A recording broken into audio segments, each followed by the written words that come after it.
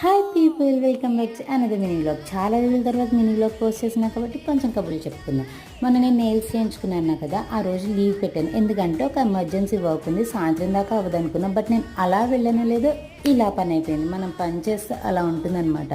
సరే ఇదంతా ఎందుకు, కానీ ఆ రోజు ఇందుకు ఏమైంది తెలుసా, నాకు పని అయిపోగానే మా డాడీకి చెప్పి, పద్ధతి గల అమ్మాయిలు ఎప్పుడు నాన్నగారికి చెప్పి పనిచేస్తారు. అందుకే నేను మా నాన్నగారికి కాల్ చేసి, నాన్న పని అయిపోయింది, సాయంత్రం అవి వచ్చేదాకా ఖాళీ కదా, నా ఫ్రెండ్ కలిసేసి వస్తా అన్న.